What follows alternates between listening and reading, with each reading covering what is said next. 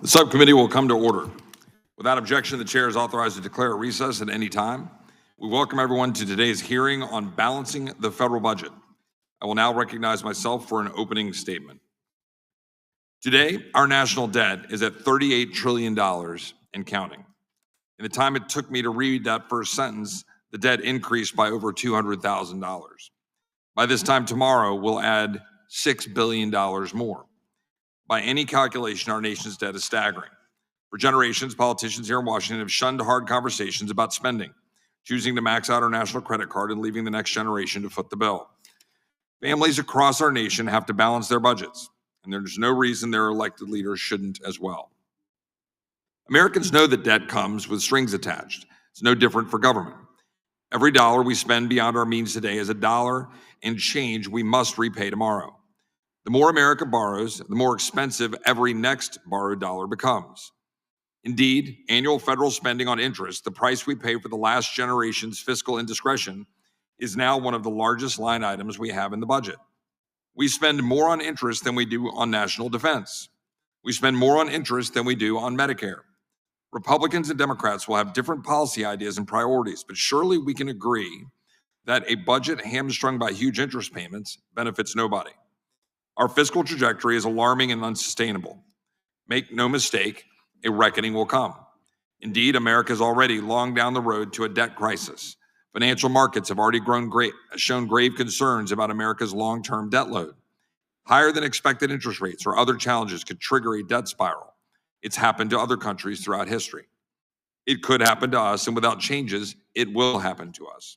When that day of reckoning comes, it will be ugly. Spending cuts will be drastic and immediate instead of targeted and phased in over a longer period. Massive tax hikes will take money out of your pocket, not to fund new services, but to pay for services already rendered. It is a matter of when, not if, unless we make changes now while we still can. That's why we're having a hearing today on a balanced budget amendment. A balanced budget amendment would be a possible tool to beat back a future fiscal crisis. It could reduce the cost of living here and now. The enormous federal debt load is already driving up borrowing costs for all Americans, your mortgage, your car payment, and your student loans. We saw the disastrous effects of budget-busting deficit spending during the catastrophic 4 years of the previous administration.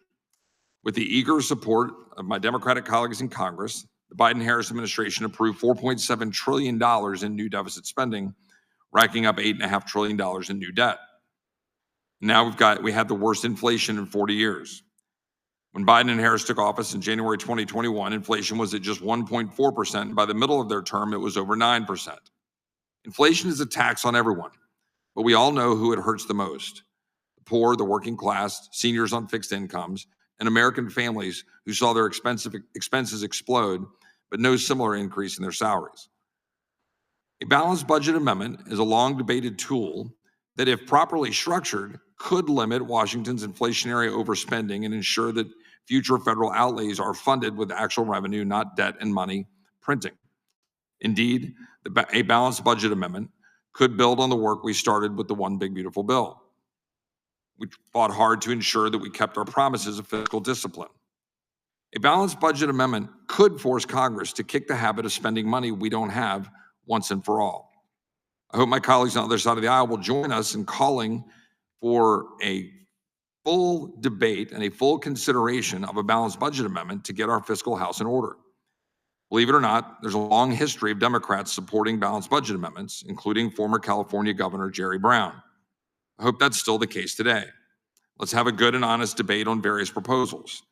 Some proposals allow Congress to approve deficit spending only by a supermajority vote, and some delay the amendment's effective date to allow for a softer landing. I hope that we'll explore these finer points today with our expert panel. The concept of a balanced budget amendment is simple and powerful. It's important that we get the details right. Many states have requirements that they must balance their budgets. The federal government should be similarly situated. But I will note, and I know some of my colleagues on both sides of the aisle will raise appropriately the questions that if you have a balanced budget amendment with exceptions, will Congress not drive a truck through those exceptions, just as they currently do every time we vote on a debt ceiling increase?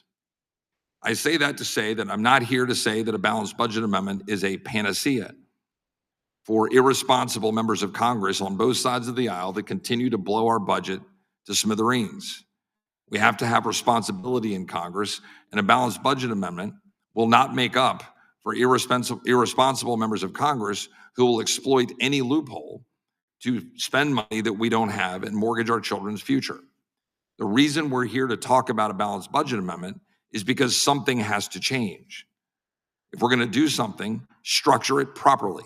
If we're going to do something to actually put brakes on what Congress does. That's what I hope we will debate today and have a full conversation about. Because we've been talking about a balanced budget amendment for years, but every year or every other year or every few years, we literally disregard the current limit on our spending when we lift the debt ceiling. And we do it with regularity, with impunity. So whatever we do today, whatever discussion we have today, whatever debate we have on a balanced budget amendment, let's recognize that we're $38 trillion in the hole with no end in sight. I think that we should have a full throated debate on this and look forward to having a discussion about a balanced budget amendment. And with that, I will yield to the ranking member for her opening statement. Thank you, Mr. Chair, and thank you to our witnesses for testifying today. It's an interesting topic and one that has certainly at least superficial appeal, but the devil, as always, is in the details. The decisions that Congress makes about the economy, about taxes, spending, and budgets are or should be decisions about our values, who we're fighting for, what kind of country we are or want to be, and the future we're trying to create for our children. Which brings us to the topic of today's hearing, a balanced budget constitutional amendment, which, at least in the proposals we've seen so far, seems to be a misguided proposal about how to address the often competing values and interests that have to be taken into account when crafting our national budget. We all share the goal of developing smart, efficient fiscal policies and budgets, but for decades, Republican presidents and members of Congress have talked a big game about fiscal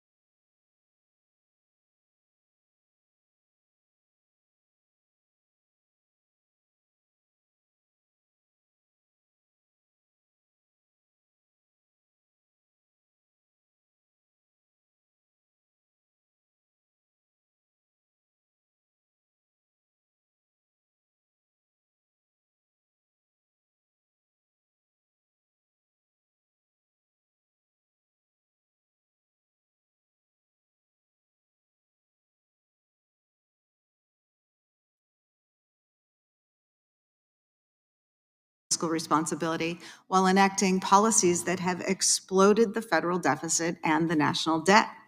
It wasn't that long ago, not generations as the chair suggested, but only about 25 years, when under the Clinton administration, the U.S. had a balanced budget for multiple years, fueled in part by a combination of tax increases, spending cuts, and reduced military spending. But since then, in the early 2000s and again during the first Trump administration, Republicans have handed the ultra-wealthy huge tax breaks, eroding the federal government's revenue base and threatening our ability to fund essential programs that Americans rely upon. Time and again, these policies have failed to produce the broader benefits for all Americans that the advocates of trickle-down economics have promised. And instead, these Republican policies have exploded the deficit, adding $10 trillion to the national debt. Despite this summer, Republicans once again doubled down, permanently extending the Trump tax giveaways from his first administration, extending those giveaways to the wealthy in their one big ugly bill, further expanding the deficit and ballooning the national debt, as was just noted. Now, after voting for that policy, our Republican colleagues are making a show of caring about fiscal responsibility, but don't be fooled. Today's hearing is part of a decades-long orchestrated political effort to help corporations and the wealthiest people avoid paying their fair share. It's based on a theory that tries to convince people that reckless tax giveaways to the ultra-wealthy somehow stimulate investment and economic growth for everyone, for the greater good.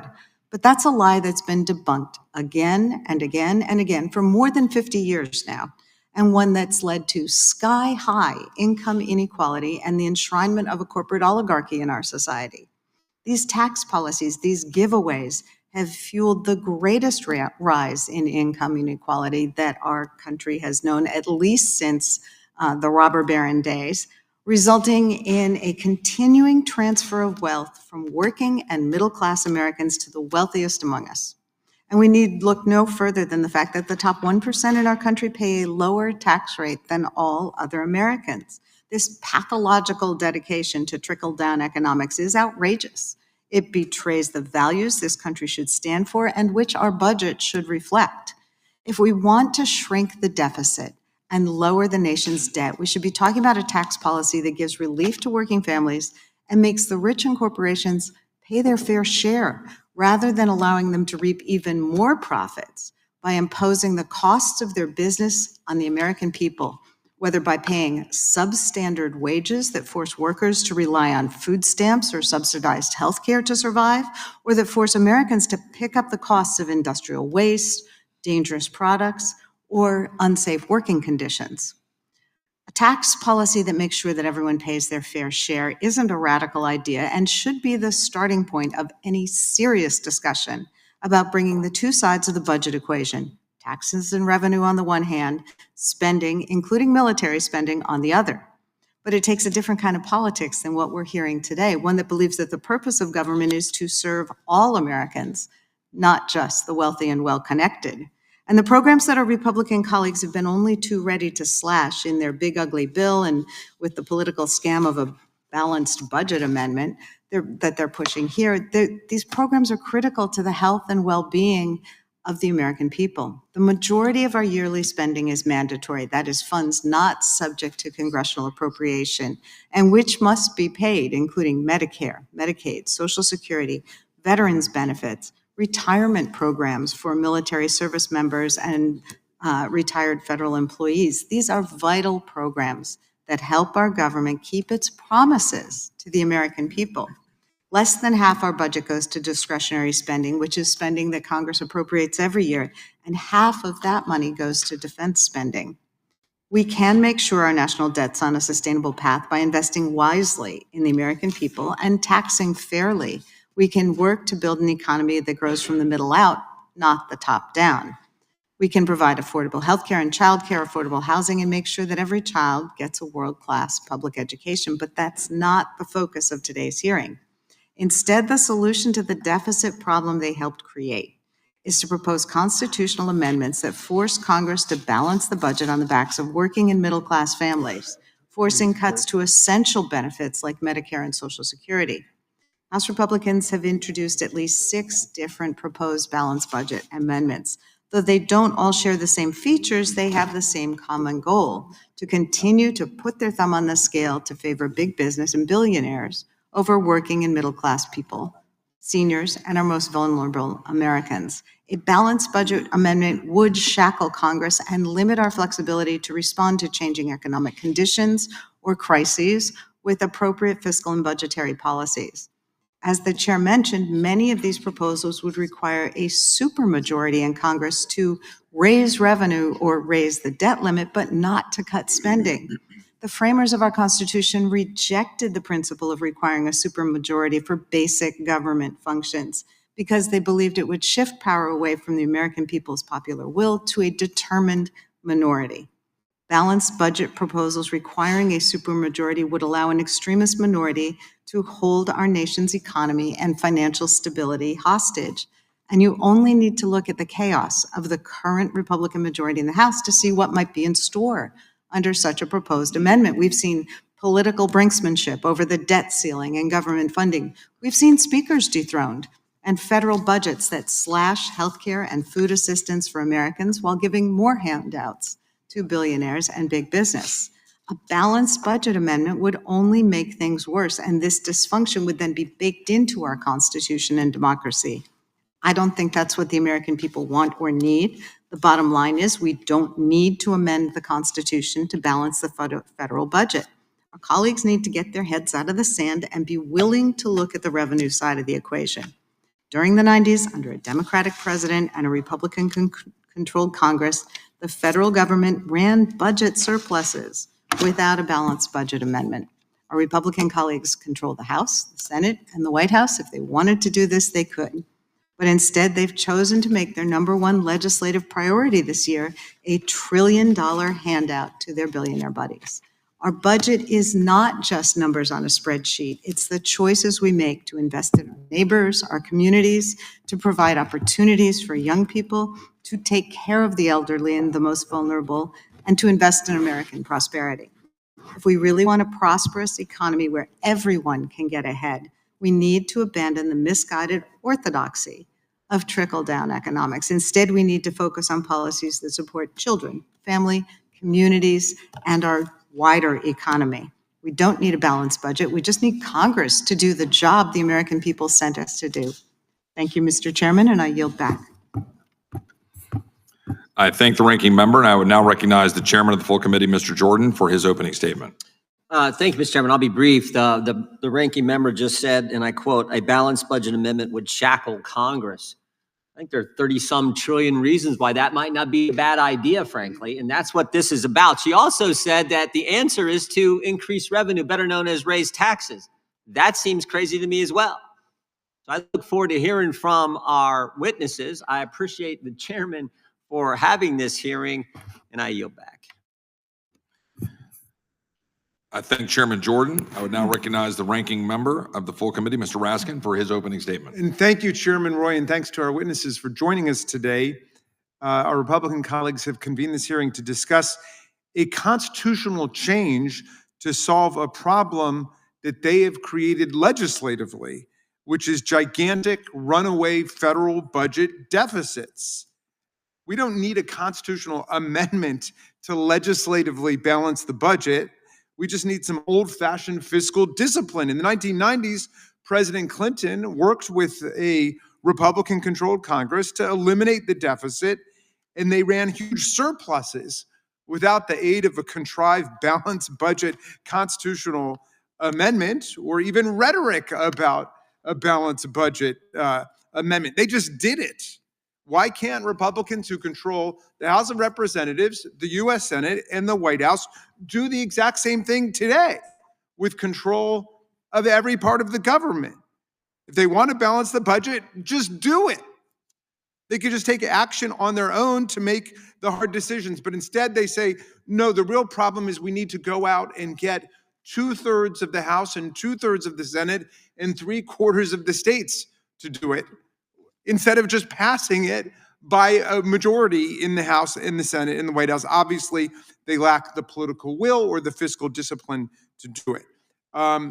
And they think that maybe they can distract everybody now with this extremely stale and tired rhetoric about passing a constitutional amendment. We can't even get reporters to come and cover this charade anymore. They're practicing spectacular fiscal irresponsibility and budget recklessness, and then try to cover it up with the pathetic paper mache of a balanced budget amendment. The problem of ballooning deficits returns whenever Republicans enjoy complete control of the political branches. This is one of the great ironies of our political rhetoric. When they are in control, the budget deficits soar, and it's the Democrats who always bring the deficits down. But they passed giant giveaways for wealthy corporations and billionaires. It was the policies of President George W. Bush and a GOP Congress that squandered the record budget surpluses of the Clinton years in the 1990s on tax cuts for the wealthy, even as the country was waging the staggeringly expensive no-end wars in Iraq and Afghanistan. In 2017, President Trump and a Republican Congress passed his so-called Tax Cuts and Jobs Act, a law that increased the federal deficit by $1.9 trillion. This year, they passed the obscenely ugly profligate law, which will add a jaw-dropping $4 trillion to the national debt because of its giveaways for corporations with political insider influence and billionaires, at the same time that they're stripping health insurance and food assistance from tens of millions of Americans to offset just a small part of the enormous cost of the tax breaks that they cut for wealthy elites. So we don't need to start finger painting on the Constitution to accomplish what our colleagues in the majority simply don't have the political discipline and will to do. You want a balanced budget, present a balanced budget and pass it. And after voting for the most reckless recent increase in federal spending, it's just, to me, way too little, way too late to have one more hearing on the idea of a balanced budget constitutional amendment. Something, by the way, which I think no other country in the world, or maybe it's a handful, but the vast majority of the countries in the world don't need this in order to run their fiscal systems. I yield back to you, Mr. Chairman. I thank Ranking Member Raskin. Without objection, all of their opening statements will be included in the record. We will now introduce today's witnesses. The Honorable David M. Walker. Mr. Walker is the chair of the Federal Fiscal Sustainability Foundation, a nonprofit organization that supports statutory and constitutional approaches to fiscal responsibility. He previously served as the Comptroller General of the United States, Public Trustee for Social Security and Medicare, and as the Chairman of the Independent Audit Advisory Committee for the United Nations. Mr. Kurt Couchman. Mr. Couchman is a Senior Fellow in Fiscal Policy at Americans for Prosperity, a nonprofit organization that advocates for economic opportunity, fiscal responsibility, and limited government. His work focuses on solutions to federal and state budget and government challenges. He previously worked for the Committee for a Responsible Federal Budget, as well as several other nonprofits, and is a House staffer. Ms. Brittany Madney. Ms. Madney is the Executive Vice President of the Economic Policy Innovation Center, a nonprofit organization that advocates for policies that promote freedom and prosperity. Prior to joining EPIC, she served in a variety of roles with members of the House and with the House Budget Committee. Mr. Brendan Duke. Mr. Duke is the Senior Director for Federal Fiscal Policy at the Center on Budget and Policy Priorities, a nonprofit organization that advocates for policies that expand economic opportunity and health security. He previously served as the Senior Policy Advisor on the National Economic Council in the Biden-Harris administration. We thank our witnesses for appearing today, and we'll begin by swearing you in. Would you please rise and raise your right hand? Do you swear or affirm under penalty of perjury that the testimony you are about to give is true and correct to the best of your knowledge, information, and belief, so help you God? Let the record reflect that the witnesses have answered in the affirmative. Thank you, and you're already seated. Please know that your written testimony will be entered into the record in its entirety. Accordingly, we ask that you summarize your testimony in 5 minutes. Reminder to have your microphones on before you begin. And with that, Mr. Walker, you may begin. Chairman Roy, Ranking Member Scanlon, members of the Constitution Subcommittee, thank you for the opportunity to testify on this important issue today. Let me start at the outset. The federal government's financial condition is much worse than advertised. Many people focus on the level of federal debt, which now exceeds $38 trillion. However, the debt is just the tip of our financial iceberg.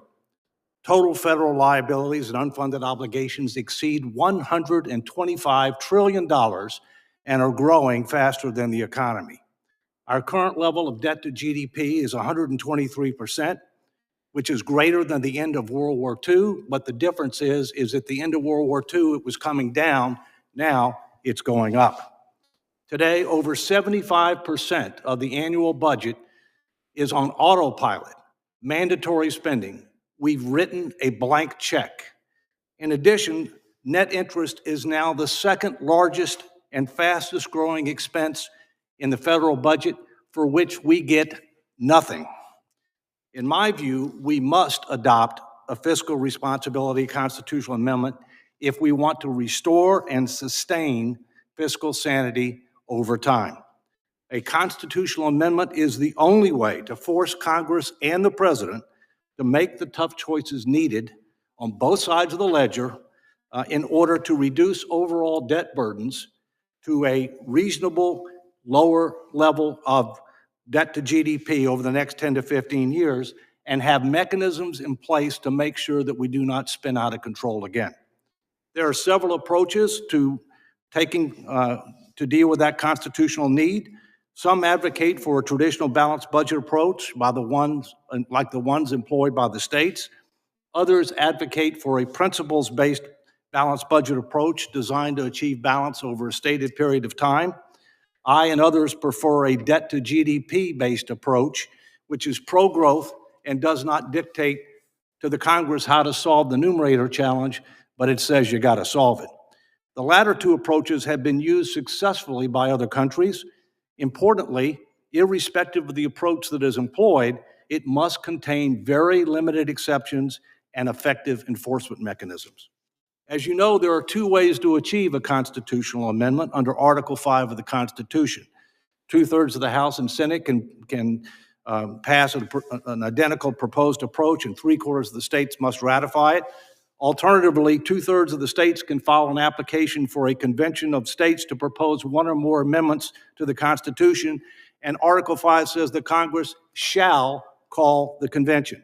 It is non-discretionary ministerial duty, and then if the states can come up with an amendment, then 3/4 of the states have to ratify it. The Federal Fiscal Sustainability Foundation, which I chair, discovered over 3 years ago that enough states had filed applications for a convention dedicated solely to proposing a fiscal responsibility amendment as far back as 1979. Enough applications existed for 25 years, and most recently in 2016 and 2017, and yet Congress failed to call the convention. Shockingly, the Congress never assigned responsibility to any party to receive, store, and count the applications until January of 2015, when it was assigned to this committee. To this committee's credit, it began steps to update its records earlier this year. The National Federalism Commission, which is an official interstate governmental body, worked with the committee to bring its records up to date. And they issued a report on Constitution Day of this year, which confirms what our foundation found, that there are enough applications existed. Congress should have called the convention many, many years ago. That was attended by Chairman Jody Arrington, Budget Committee Chair, the Honorable Bruce Lee, who is with us here today, who's head of the National Federalism Commission, and I spoke at that press briefing. Mr. Chairman, with your permission, I would like to enter into the record the National Federalism Commission's report and an illustrative call resolution. Without objection. Thank you. HCR 15, which is sponsored by House Budget Committee Chairman Jody Arrington, is designed to right this wrong and to call the related limited convention. I expect the states will sue if the Congress fails to act within a reasonable period of time. This issue would then have to be addressed by the Supreme Court. If that happens, it would be the biggest federalism case in the history of this great nation. In closing, let me be clear. In my view, we must adopt a constitutional amendment if we want to restore and sustain fiscal sanity at the federal level. If the Congress can achieve the necessary support to pass a credible proposed amendment, then it should do so in a timely manner. If not, Congress needs to call a limited convention to propose a fiscal responsibility amendment and allow the states to exercise their constitutional right under Article 5. Doing nothing is not an option. Thank you, Mr. Chairman. Thank you, Mr. Walker, for your testimony. Mr. Couchman, you may begin. Chairman Roy, Ranking Member Scanlon, members of the committee, thank you for inviting me to discuss balanced budget amendments to the Constitution and related statutory upgrades. I am Senior Fellow in Fiscal Policy at Americans for Prosperity. We are the premier grassroots advocacy organization transforming policy around the country to empower every American to pursue their version of the American dream. Congress should be the federal government's premier policy-making body. The best practices I'll discuss, including a BBA, are neutral, practical tools to help Congress improve budgeting, governance, and the exercise of legislative powers generally. Weak federal budgeting hurts us. Higher inflation and interest rates, lower worker pay, polarized politics, and the risks of debt crisis and default. The budget process is usually just something to survive, not a robust and inclusive framework for considering trade-offs. Many countries and US states have gotten into debt trouble and got back out with policies to reduce borrowing and with better governance, including debt constraints. Nearly all US states and prosperous countries now have balanced budget rules. I'll discuss BBA design, statutory complements, and how the House passed a BBA in 1995. Most constitutional provisions are broad principles. Congress applies those principles to modern circumstances through normal legislation. Any new provision should apply indefinitely as well. Annual balance is the original sin of most BBA proposals. Revenue varies a lot from year to year, so locking spending, especially outlays, to revenue would mean major uncertainty or, more likely, push Congress to waive the rules a lot. Many BBAs try to compensate for annual balance but create other problems. A simpler BBA, such as the principles-based BBA from Representative Moran and Senator Husted, may attract the most consensus. It would first require balance, quote, which may occur over more than 1 year. Second, let 2/3 of Congress approve emergency spending. And third, allow 10 years to reach full or primary balance after ratification. Primary balance requires about half as much deficit reduction as full balance.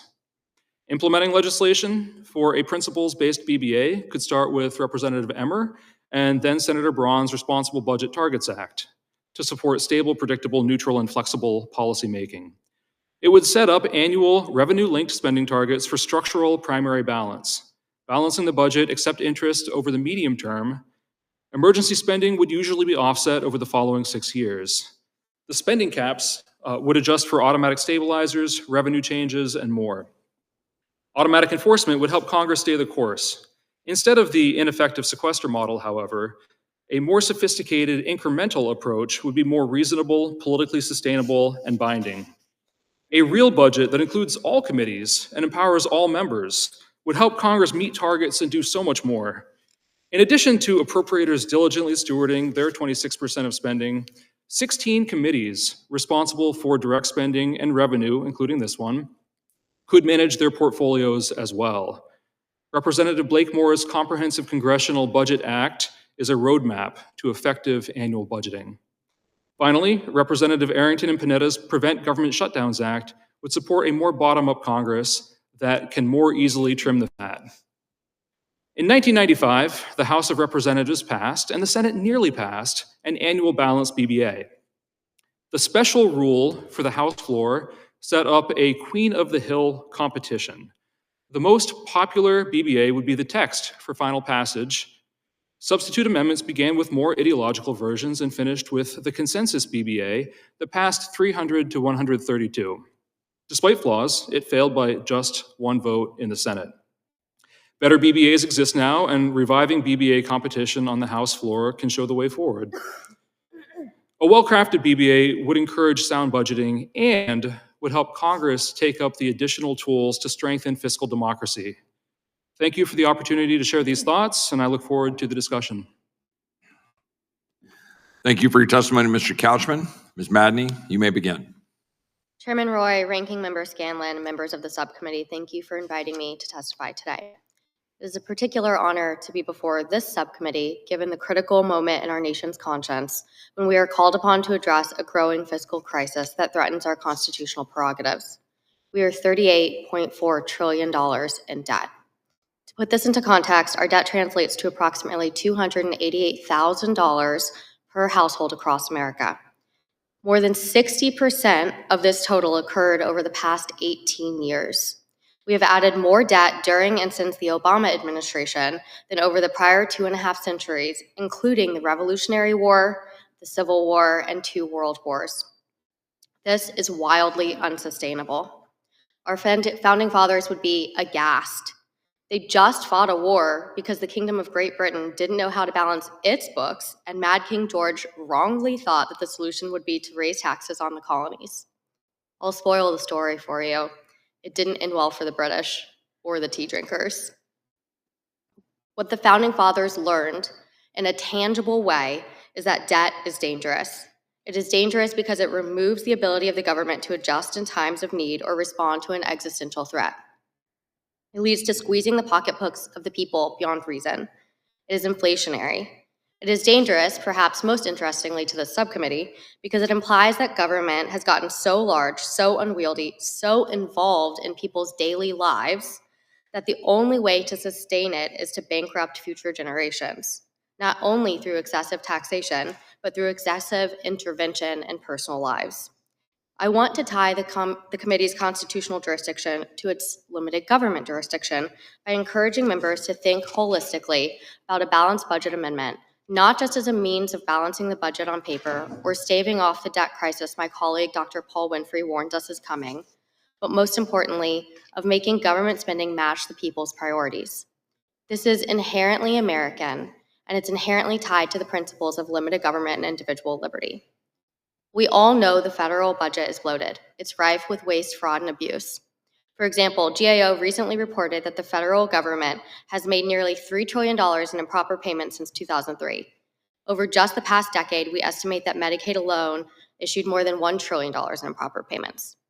Not all government waste or spending is blatantly corrupt or wasteful or fraudulent, though. Much of it is just not necessary, which means it's not necessary for Congress to take money from the American workers to fund. Is every dollar the federal government spends improving individual liberty within the bounds of limited government? This is the foundational budget question Madison reminds us to consider in Federalist 41. According to the Federal Register, there are 444 federal agencies right now, all funded by the taxpayer. Not only does all of that spending come out of Americans' paychecks, it often works against them with regulations and distortionary government subsidies. Given the purpose of our mission, balance must be designed for the sake of the people, not simply as an accounting mechanism.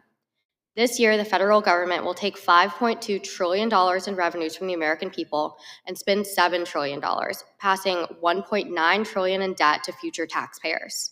A major part of the problem is that mandatory spending has grown from 33% of outlays in 1964 to 73% in 2024. That means Congress does not actually review 73% of what it spends each year. It's on autopilot and it's unacceptable. The cost of our debt is rising exponentially. Interest payments this year will equal $1.22 trillion, or $9,200 per household.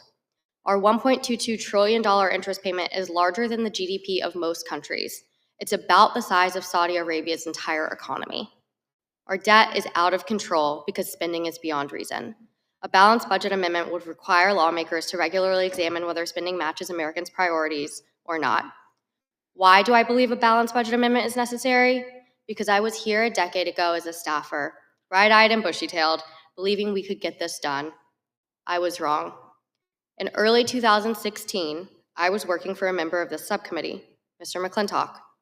He charged me with working on a memo on ways to restore budget discipline. I would like to read to you from that memo that he published in 2016 and sent to his colleagues. He said, "The budget now before us," remember this is 2016, "spends $1.07 trillion and balances in 2026. But only if we summon the discipline to stick to the budget in future years that has eluded us again this year. Maintaining budget discipline becomes particularly crucial given the deteriorating economic picture." Well, Congress certainly did not maintain budget discipline. It's 2026, and our deficit is not $0, but $2 trillion.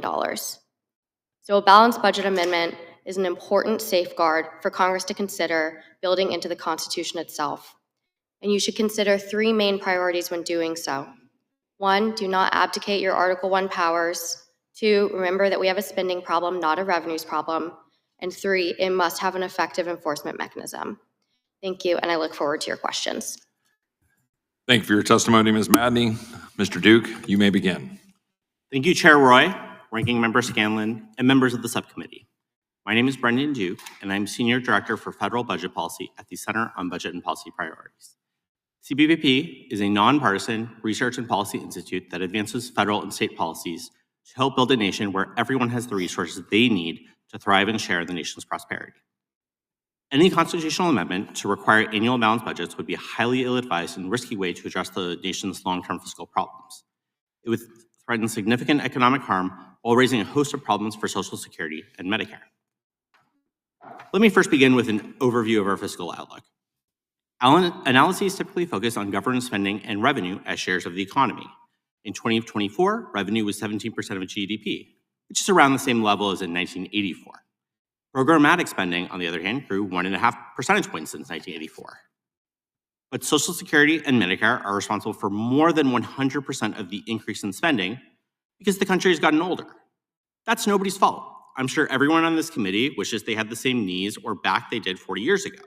Similarly, we all wish we had the same demographics and ratio of working-age Americans to retirees that we had 40 years ago, but we don't. The combination of population aging and basic arithmetic means we will face a choice between raising revenue past the 17% of GDP level set when the country was much younger, or making drastic cuts to programs. The past several months have shown how much harm would be caused to vulnerable Americans and how difficult it would be if the government relied solely on massive spending cuts to balance the budget.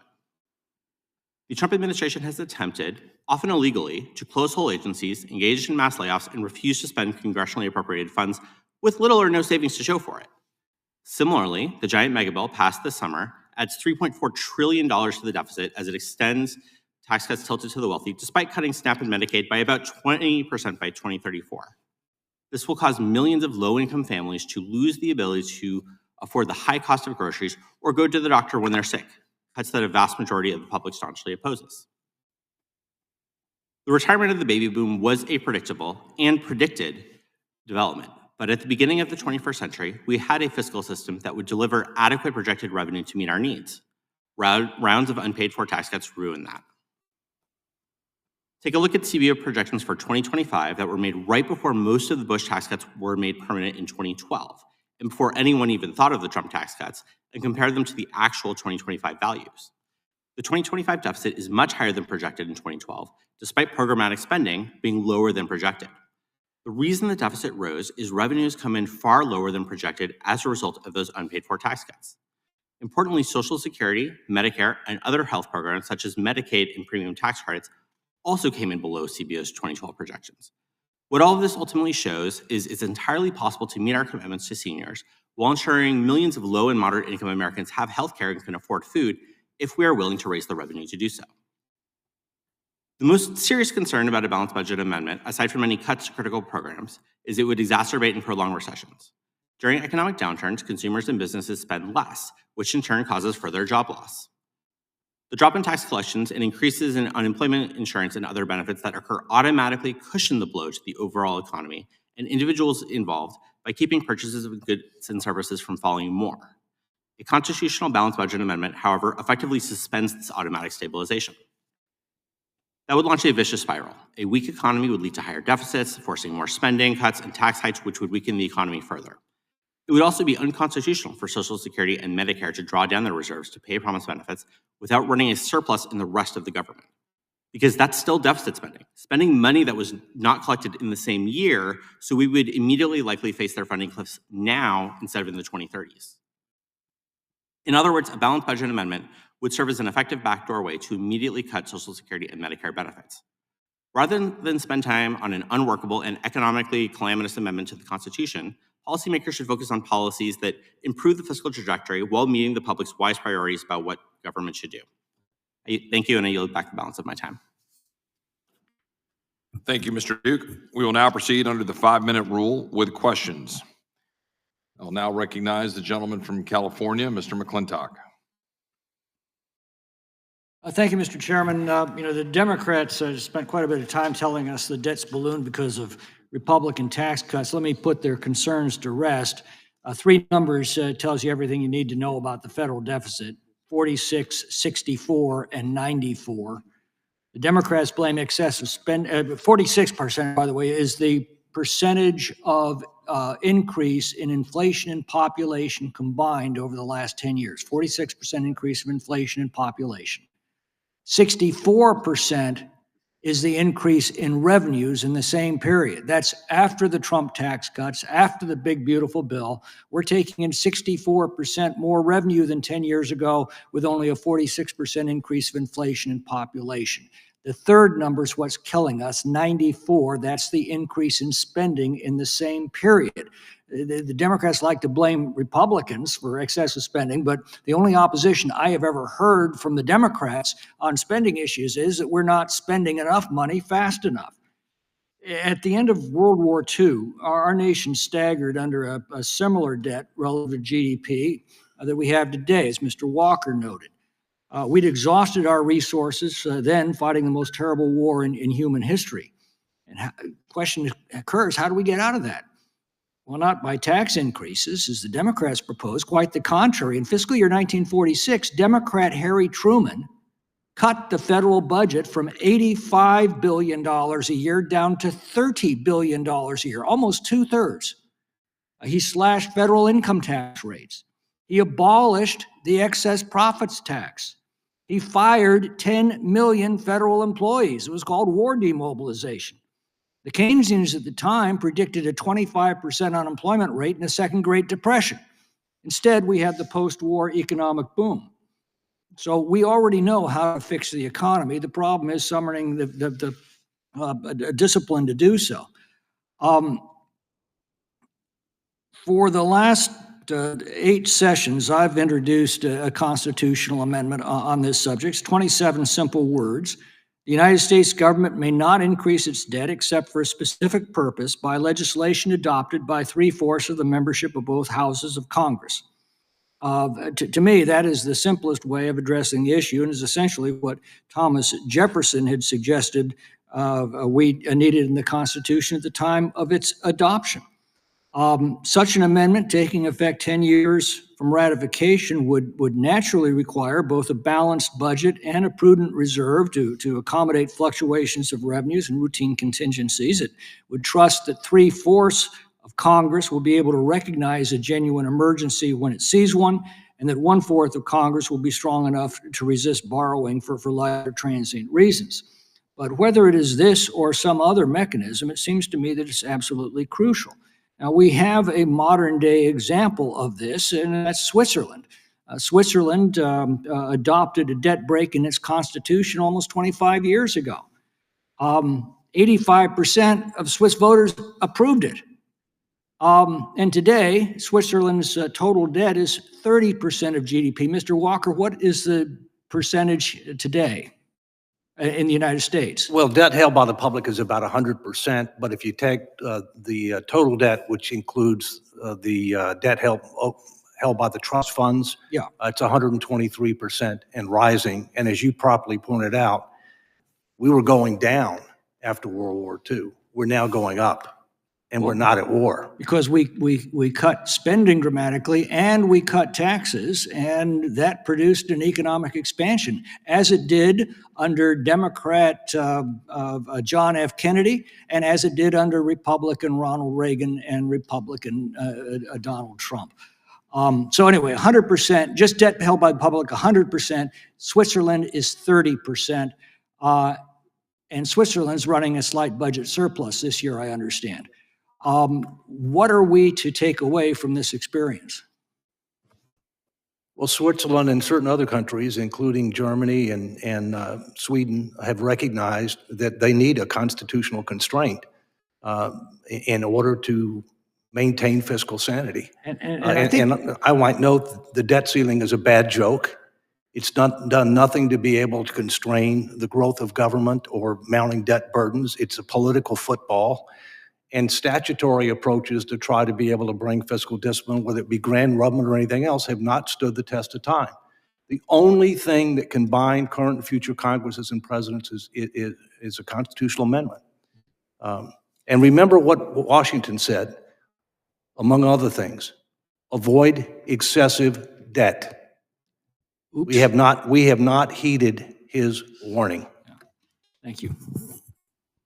Thank the gentleman from California. I'll now recognize the ranking member of the Judiciary Committee, Mr. Raskin. Thank you very much, Mr. Chairman. And yes, it was Democrat Harry Truman who did all that, who made the requisite cuts in federal spending after World War II. And it was Democrat Bill Clinton who gave us record surpluses in the 1990s. All of this is possible with the proper political focus and discipline. Mr. Duke, say you've got a lawless president who wages war without a congressional declaration of war, takes emoluments from foreign kings and princes and governments without congressional consent, impounds money appropriated by Congress for certain purposes, and uses them illegally for other unauthorized purposes. Is there anything in the proposals for a balanced budget constitutional amendment that would prevent a reckless president who disregards the Constitution from bulldozing the budget and just going right through those barriers and spending us into oblivion? Not that I have seen. So if there's not any real constitutional guardrail there, it seems to me like this is symbolic politics, a kind of window dressing to cover up the fact that people just have not had the political discipline and will to balance the budget. Is it true that, as in the case raised by the gentleman from California with President Truman and President Clinton, is it true that the budget deficits have gone down more under Democratic presidents and the budget has been balanced more often than it has been with Republican presidents? Certainly in the post-war period.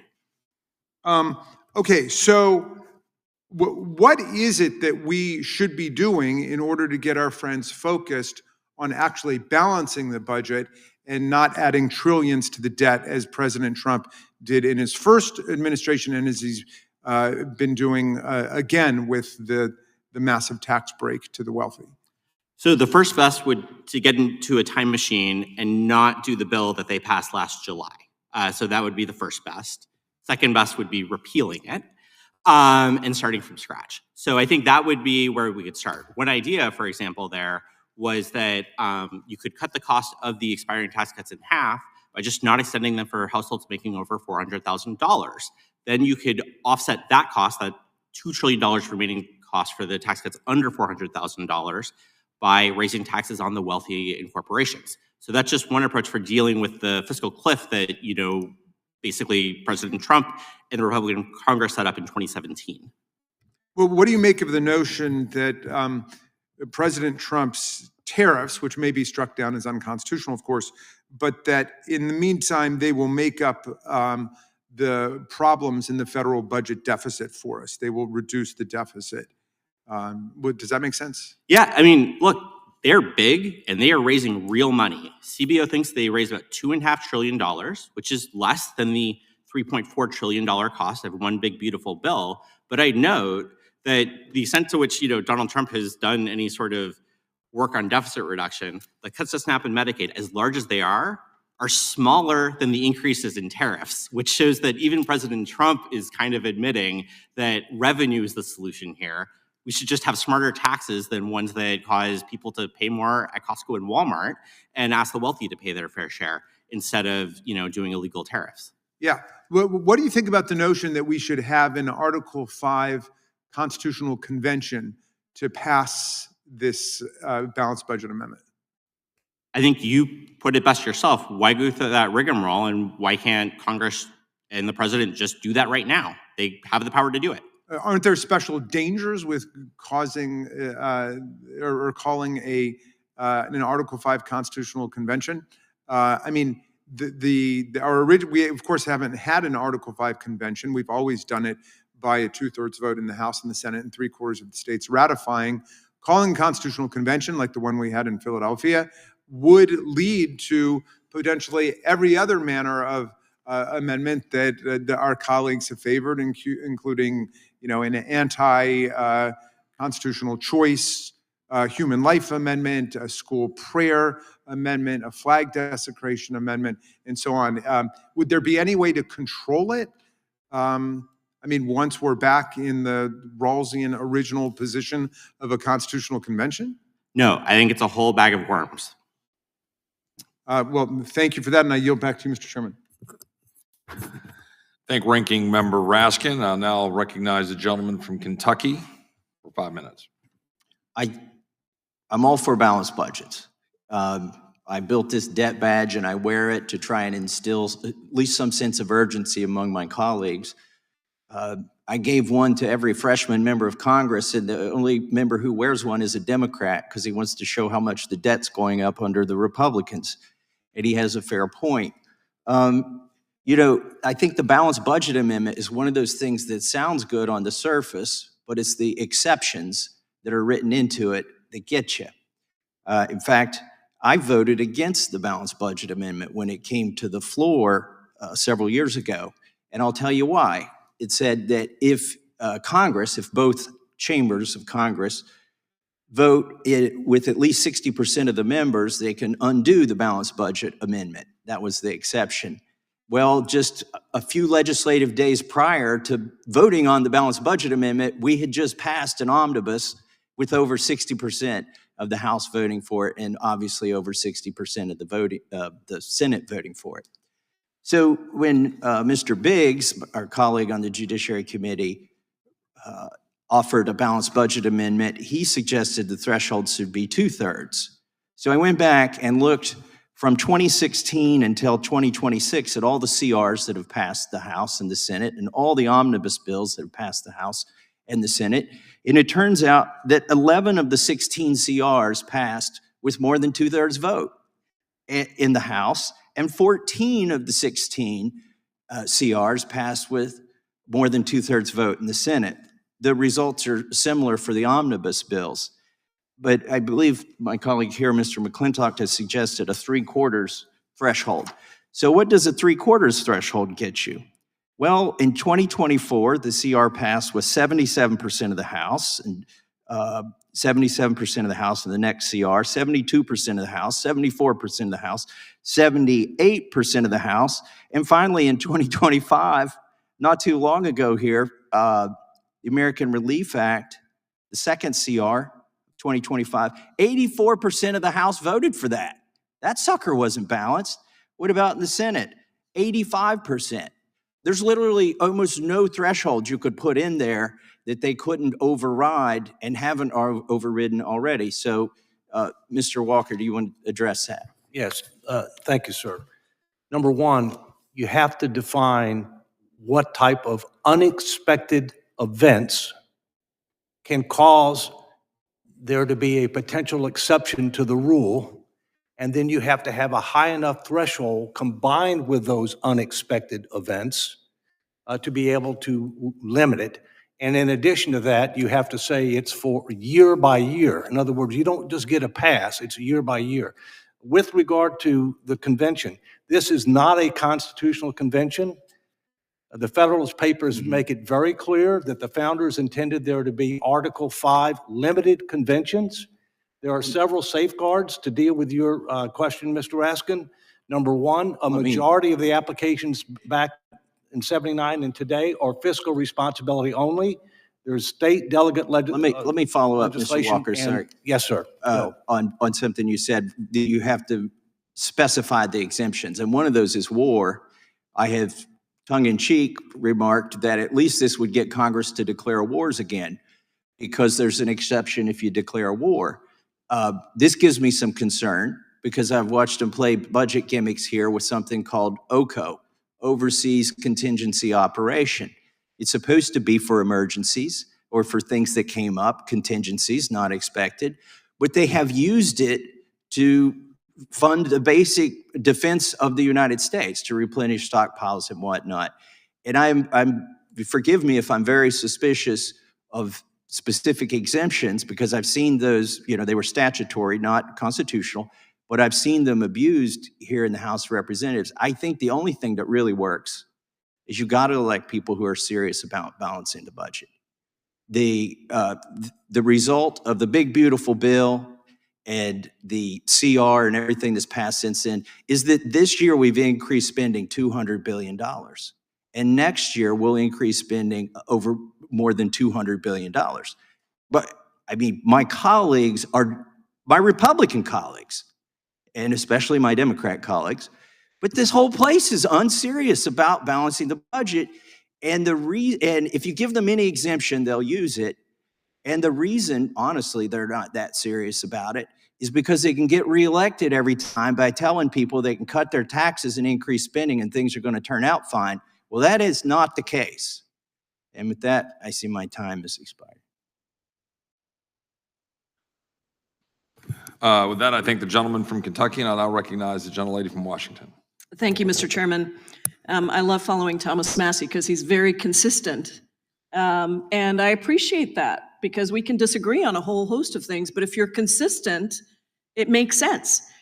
I just find it really interesting that we're spending our time in the Constitution Subcommittee talking about a balanced budget amendment right after everyone on the other side, except for Mr. Massey, voted for a bill that dramatically increased the national debt.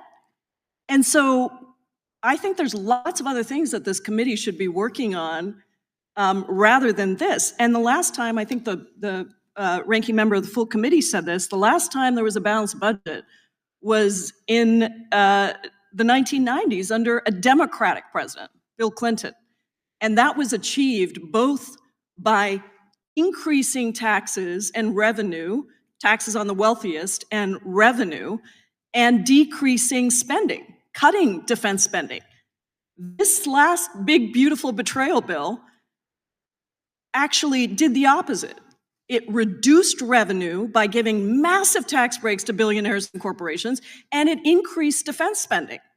And it did all of that on the backs of cutting health care for tens of millions of Americans.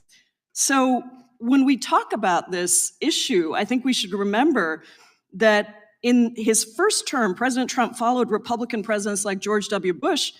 He increased defense spending. He passed steep tax cuts for billionaires and corporations under his 2017 tax scam. In fact, in 2023, Americans for Tax Fairness reported that the richest 748 Americans' wealth topped a record high $5 trillion, up 77% since those tax cuts were passed, and that the debt caused by those Trump tax cuts were then used by Republicans as an excuse to cut services. And then this year, instead of letting those tax cuts for the wealthiest expire, what did Republicans do? They made those tax cuts permanent and then added some more in. So that gave the wealthiest Americans another $5 trillion in tax giveaways. And as I mentioned, defense spending went up by another $150 billion. More enormous amounts of money poured into the Department of Homeland Security to send all these masked ICE agents into our streets to kidnap and deport people and terrorize communities and give massive profits to for-profit detention centers. That bill, the big bad betrayal bill is what I call it, betrayal of the American people, betrayal of working families, increased the deficit by $3.4 trillion over the next 10 years on the backs of working families, while slashing $1.1 trillion from Medicaid, food assistance, other critical health programs. And now, Republicans have refused to extend the ACA tax credits so 22 million Americans can afford health insurance, even though doing so would cost less than 4% of the cost of the tax cuts for the wealthiest. So just make this make sense for me. I'm going to turn to you, Mr. Duke. Deficits are made up of two parts, right? Is that correct? That is correct. Revenues and expenses. You got them. Okay, just wanted to make sure. Can a balanced budget be achieved by the federal government just by decreasing spending? It could be done mathematically by dramatically increasing poverty, causing millions of Americans to lose health insurance and not be able to afford groceries. So it's mathematically possible, but it's very unwise. And do we need, to Mr. Massey's point, do we need a constitutional amendment to create a balanced budget? Bill Clinton certainly didn't. Bill Clinton didn't. And yet Republicans have done the exact opposite, as I mentioned. They've increased the deficit, handed out tax breaks, and now they want, this is really rich, a supermajority vote to increase revenue or raise the debt limit, but not a supermajority vote to decrease revenue or lower the debt limit. So what effect would this one-way ratchet have on the payment of federal benefits like Social Security? Sure. So anytime a Congress comes that wants to cut spending, they can do it. And any Congress that then tries to reverse it by raising revenue would not be able to do it. So it would be a one-way ratchet where benefits, services, eventually Social Security and Medicare finds themselves on the chopping block because there's just not much room left. People feel like this is a rigged economy because it is a rigged economy. It is rigged for the wealthiest. And people across the country are seeing this now. That's why Donald Trump's poll ratings are as low as they've ever been in this term and almost as low as right after January 6th, because people can't afford health insurance. They can't afford basic food. They can't afford to live. And meanwhile, a very small group of people at the top are just having it big. And this is just another way to continue that cycle. I oppose it and I yield back. Thank the gentlelady from Washington. I'll now recognize the gentleman from North Carolina. Thank you, Mr. Chairman, and thanks to all of you on the panel for your expertise and for being a part of this hearing, a very, very important issue that I think a lot of us have talked about and shared for a long time. We all know that unsustainable debt has placed this country on a collision course with financial disaster, and that a balanced budget amendment might save us from that fate.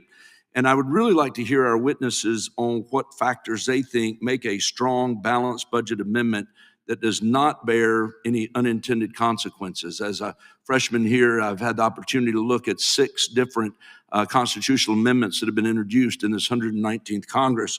And I want to start by addressing the issue of when a balanced budget ought to take effect. And Mr. Couchman, what are the pros of a balanced budget amendment taking effect for the budget year immediately after it's ratified? To require balance of the budget immediately would require relatively large changes in spending and revenue policies. It would not give people as much time to adapt and plan, which is why I recommend 10 years, a glide path of 10 years after ratification, which would probably take 2 to 3 years. Okay, because I understand of the 6 that have been introduced, only 1 gives Congress time to pass the balanced budget, and the other 5 require Congress to pass the balanced budget the fiscal year after the amendment's adopted. And some balanced budget amendments have provisions that allow deficit spending during a declared war, national security threats, or natural disasters. And Mr. Couchman, should a balanced budget amendment contain these exceptions, in your opinion? Yes, sir. Every balanced budget requirement or debt limit requirement must have a safety valve. There are emergencies of many types that come up. 2/3 is the standard supermajority for congressional action in the Constitution. 3/4 does apply, but that's only in the context of ratifying proposed amendments. Okay, and Mr. Walker, what about you? Clearly, it cannot be effective immediately. In my view, I prefer a debt to GDP approach where you do 2 things. 1, you set a credit card limit, which is constitutional, not the debt ceiling, which is a bad joke. Secondly, you have a target of lower debt to GDP than today, because we're already too high, 10 to 15 years out, with specific targets, triggers, to be able to make sure that we get there. But doing it immediately makes no sense. We need to really have a phased-in approach. Okay. And we all know, and this has already been alluded to today, that there are 2 ways to balance the budget: raise taxes or cut spending. And Mrs. Madney, could you explain, you made a great point in your opening comments about the spending, not revenue, as a problem that needs to be addressed. Can you expand on that a little more? Absolutely, sir. I think that the answer is quite simple. When we're looking at the math, we know that revenues are not catching up to where we are in terms of outlays. To me, that indicates that the federal government is spending more than we bring in. Every constituent that you have sits around their dinner table and is expected to balance their budget and figure out what they can actually spend within their means. We are quite simply not doing that as a country. And the result of that is that our deficit is ballooning. We're increasing our debt year after year.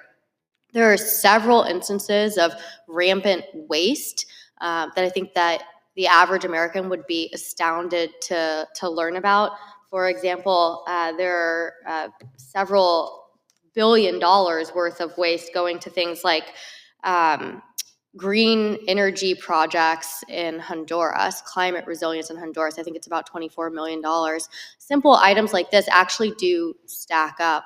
And then when you start to think about the last major welfare reform, which your colleague, Ms. Jayapal, pointed out was a significant part of the president's 1996 balance, what you see there is that he actually did also contribute significant energy to reducing spending. It has to be a part of the picture. Then it was about $100 billion in today's dollars worth of spending cut to welfare. Now, in the One Big Beautiful Bill Act, about $1 trillion of that is what we're seeing.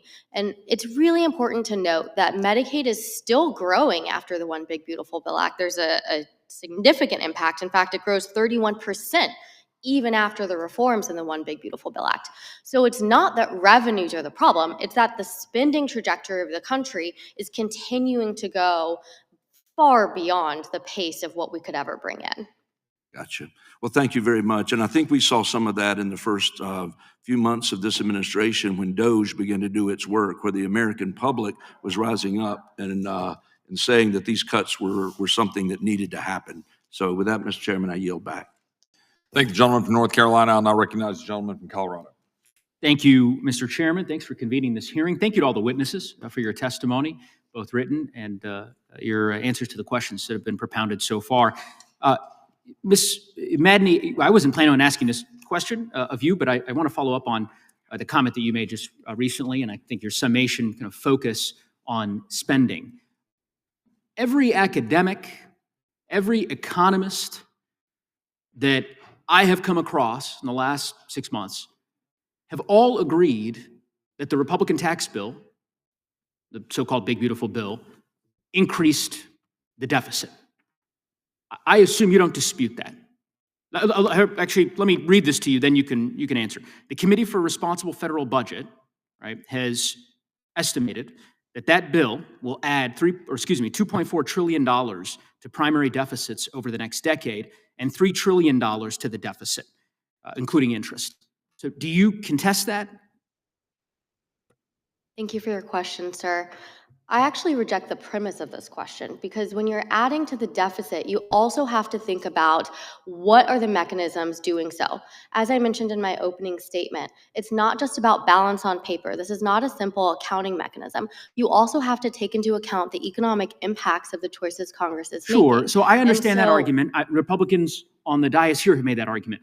What you are essentially saying is that Elon Musk, the Committee for a Responsible Federal Budget, Mr. Massey, any Republican critics in good faith of this bill are wrong, that this calculation that the Committee for Responsible Federal Budget has delineated and produced is inaccurate and incorrect.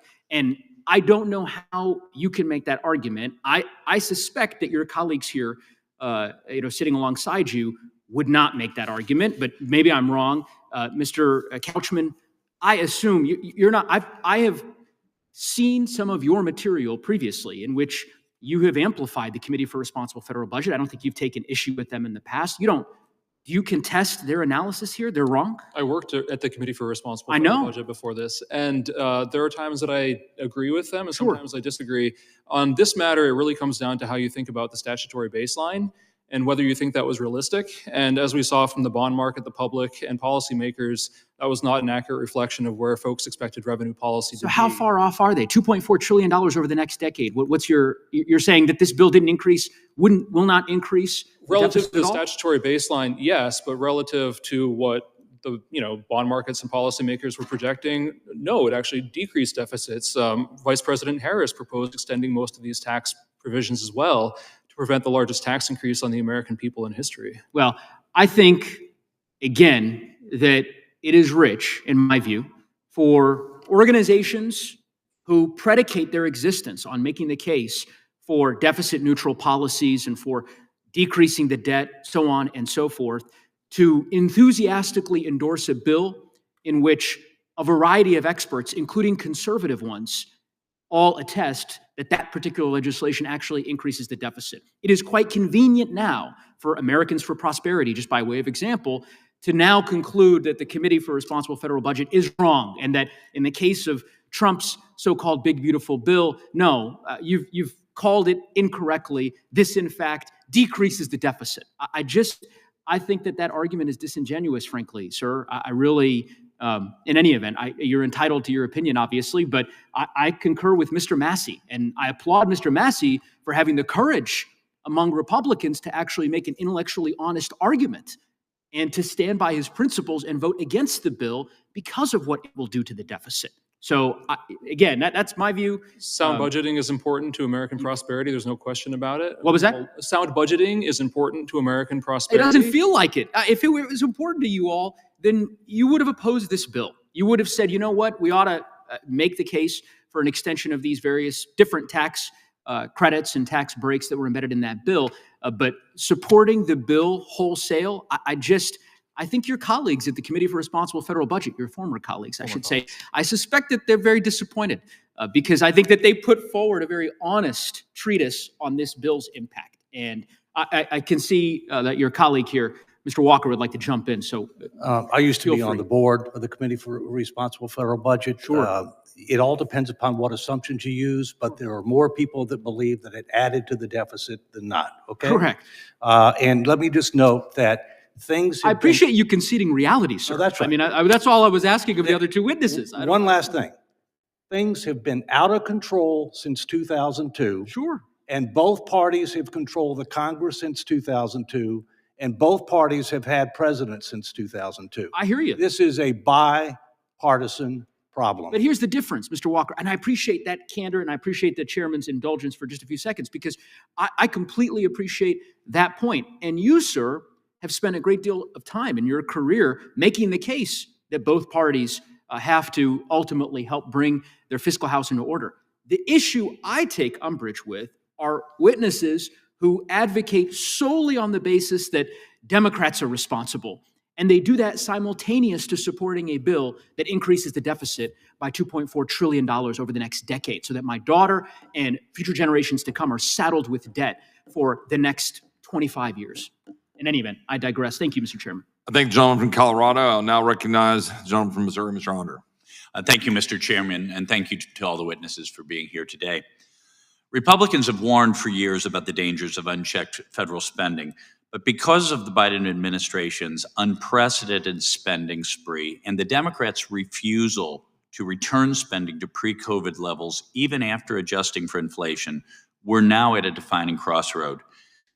This first chart shows a simple overview of our federal debt to GDP ratio. Within just a few years, debt held by the public will suppress every previous record in our nation's history, even the levels reached during World War II. Here we are. We're up here at World War II levels of debt to GDP ratio.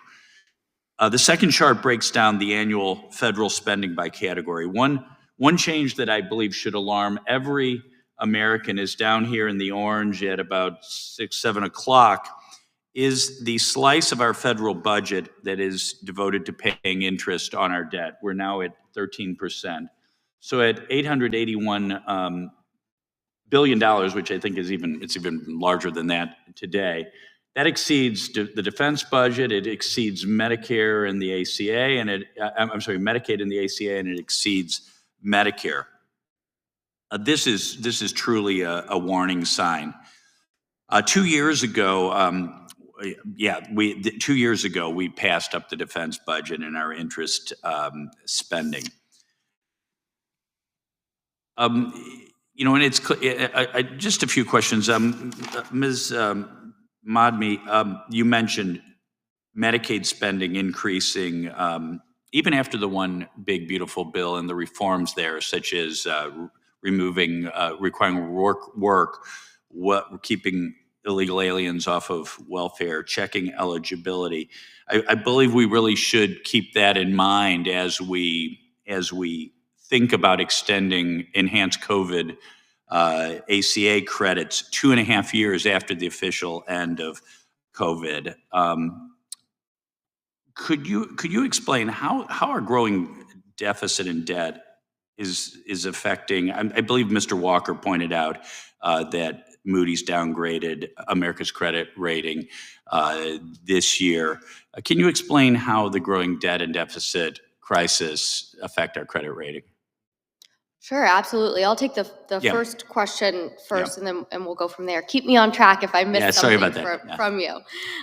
Yes, to go back to your question on Medicaid spending after OBBB, following the One Big Beautiful Bill Act, I would just say that to describe Medicaid reforms included in that bill are as cuts, that's just Washington math, That's plain right. and simple. Only in DC does continued increasing spending constitute a cut. Absolutely. In fiscal year 2024, we were spending $618 billion on Medicaid, a 31% increase over the budget window. After the One Big Beautiful Bill Act would get us to $807 billion. So that's actually nearly double what our Medicaid spend was from the pre-COVID level of $409 billion. So that's Incredible. question. So it's just factually wrong Correct. that we cut Medicaid in the One Big Beautiful Bill. That's correct. No matter what the Democrats tell us, no matter what the hospital lobbyists tell us. Yeah. Okay. If you believe that math is math, Yes. then you are right. Right. I think that it's also important that we talk a little bit about the other part of the One Big Beautiful Bill Act, because I was criticized by your colleague and I didn't have a chance to respond here. When I say that I reject the premise that the tax cuts included in the One Big Beautiful Bill Act don't increase the deficit, what I was trying to tell the congressman is that those are not new tax cuts. Right. These are things that the American people Right. are already experiencing. So what the One Big Beautiful Bill Act was prevent a tax hike on the American people. Exactly. And, and I think sometimes, to some extent, we Republicans that are messaging largest tax cut in American history, that's not exactly true. What we did is prevented a multi-trillion-dollar tax increase, which is what my Democrat colleagues seem to advocate. That's correct, sir.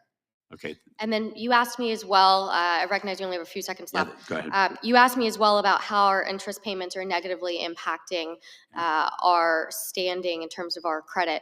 Well, that couldn't be more clear. You pointed out that our interest payments are outpacing our payments for defense. They're outpacing our economy. They're outpacing everything that's sustainable. We're making a $1.22 trillion interest payment in the next fiscal year. And that alone, as I mentioned at the beginning of this Congress, is larger than the GDPs of every country in the world except for 16, excepting the United States, of course. That's going to naturally have an impact when credit rating agencies are considering whether or not we can actually meet our obligations.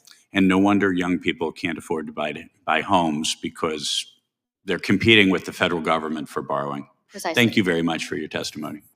I yield back. Thank the gentleman from Missouri, and I'll recognize the gentlelady from Vermont. Thank you, Mr. Chair. You know, we're talking today about a constitutional requirement that spending has to equal revenue. But what Republicans are not saying, but which we all know, is that this means you're going to have to cut Social Security, Medicare, food assistance, and other programs that regular people rely on. And as a member of the Budget Committee, I have spent 3 years on conversations like this. And all the while watching Republicans continue to balloon the national debt to finance tax cuts for people who don't actually need them. Can we all finally admit, once and for all, that tax cuts do not trickle down? And all you have to do is ask regular people who can't afford their groceries right now. Mr. Duke, thanks so much for being here. I want to talk about what Republicans mean when they talk about a balanced budget amendment. From my perspective, they mean that you're going to have to make steep cuts to benefits while rewarding the wealthy with additional tax cuts. And a balanced budget amendment always sounds so simple, but the federal budget is not actually like a household budget. It's not. It doesn't matter how many times we say it, it's not. Mr. Duke, is it possible that this proposed constitutional requirement would endanger Social Security? Absolutely, it would. Tell me a little bit more. How would it do that? So, we have the baby boomers. They worked a bunch of years. And that created surpluses into the Social Security and Medicare trust funds, right?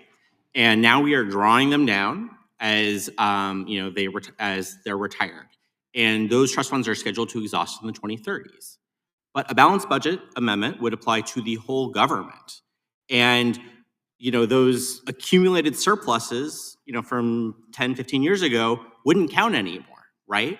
So basically what would need to happen for Social Security and Medicare to continue to pay 100% benefits is you would need to run a bigger surplus in the rest of the government, right?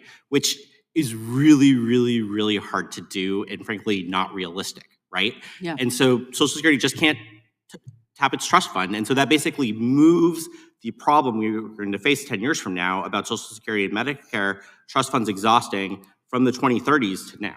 Yeah, and it's very serious. And I can think of a simpler way to protect essential programs like Social Security. Is it true that we could just raise taxes on billionaires and corporations? That certainly would be It's an one way option, to, right? It's an option. It certainly is an option. It's on the table. We already have that power. Is that right? According to Article 1, yes. Yes, exactly, according to Article 1. I'm going to get to that in just a minute. What worries me so seriously about this conversation is that this whole concept of a balanced budget amendment requires us to actually support the Constitution that we have. You can't have this amendment if you don't have respect for the separation of powers, if you don't have respect for the powers of the purse, if you don't have respect for the Constitution as a whole. And under this Republican government, none of these things currently exist. My Republican colleagues have completely given up Congress's Article 1 powers, letting the president do whatever he wants. They have stepped back and let the executive branch run wild. We have invoked the founders a lot today, and I can tell you they would be disgusted by the majority's willingness to cede their power to this president. President Trump and congressional Republicans have completely abandoned constitutional governance by 3 co-equal branches. They have allowed the president to illegally refuse to spend money as directed by Congress. They have conducted absolutely zero oversight of misconduct and open corruption across the agencies and the White House. We just spent a month out of session because the speaker would not stand up to our president and protect our Article 1 powers. Why do I care so much about the Article 1 powers? It's not because of our power. It's because we represent the people.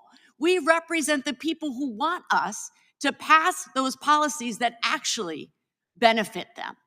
And we don't have that right now. So this whole conversation about going through this rigmarole of an idea that has a snowball's chance in hell of ever coming to fruition, when we could actually spend our time here protecting our Article 1 powers.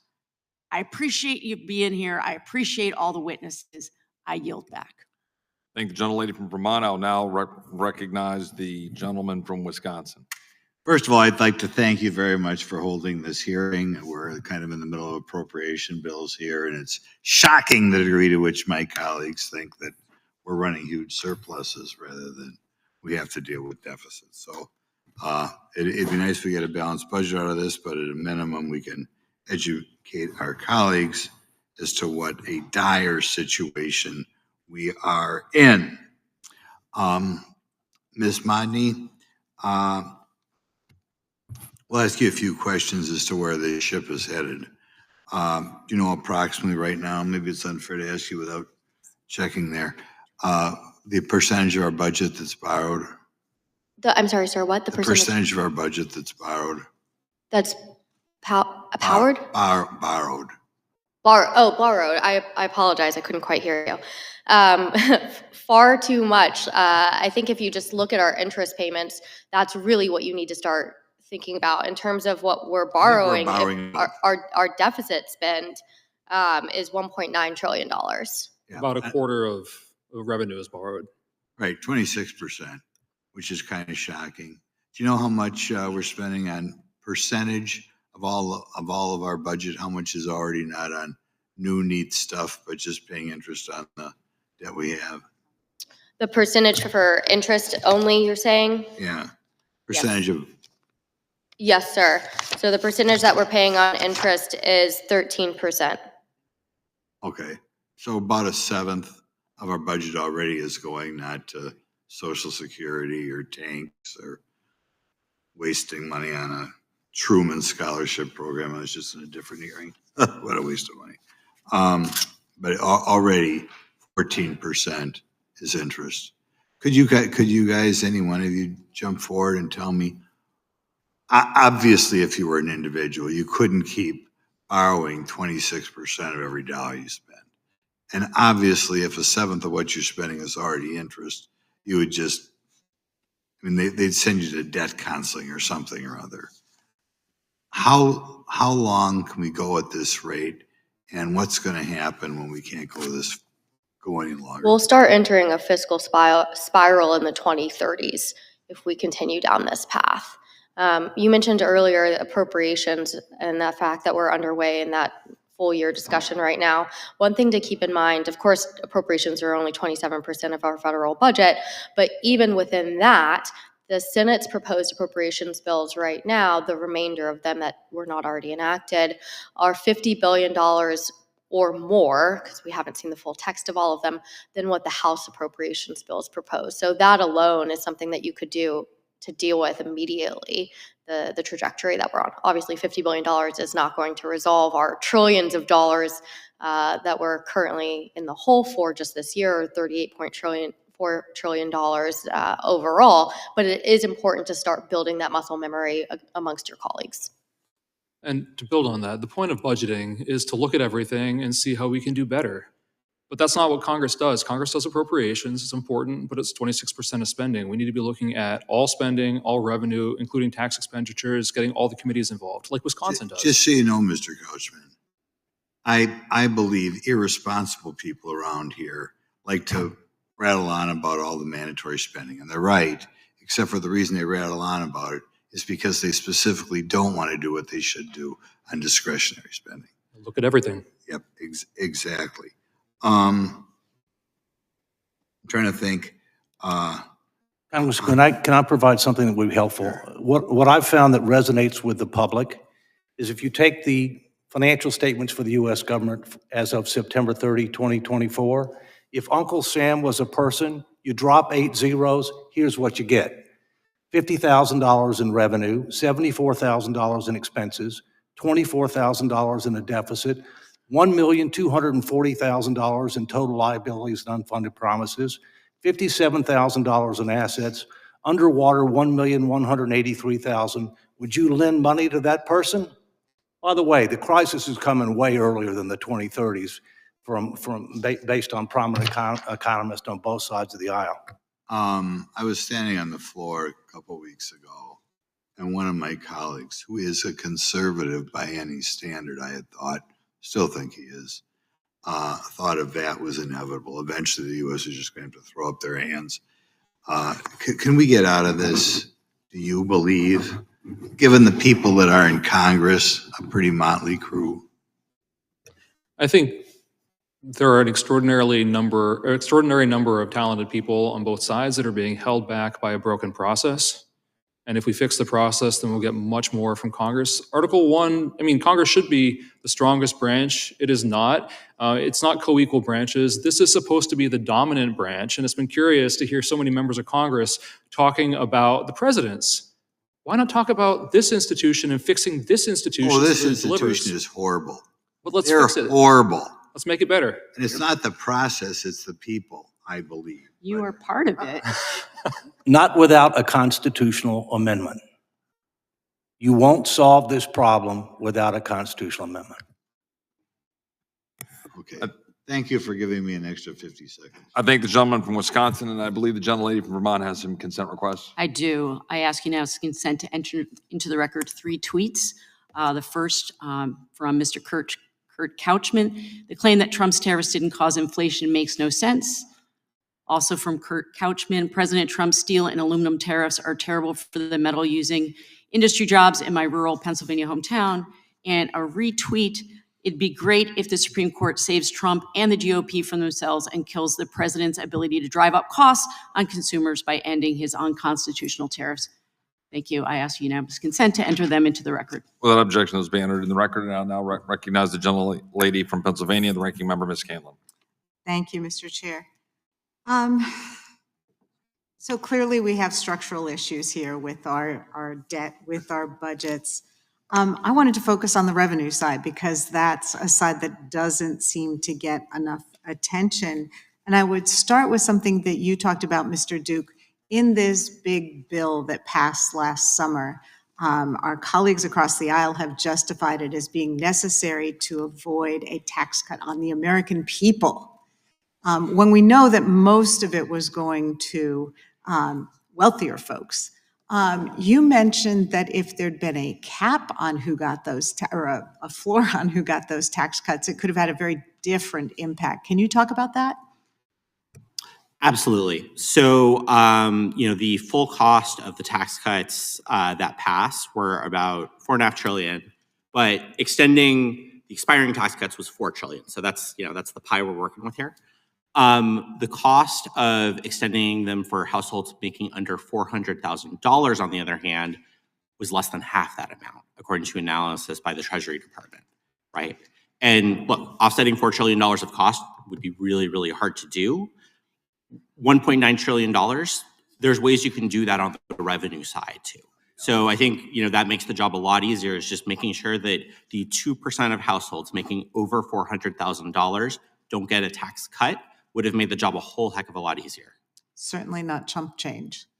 Another thing that we've seen under this administration, and it was mentioned by one of our colleagues, is the purported savings by DOGE. But one of those big DOGE-isms has been to radically cut the IRS.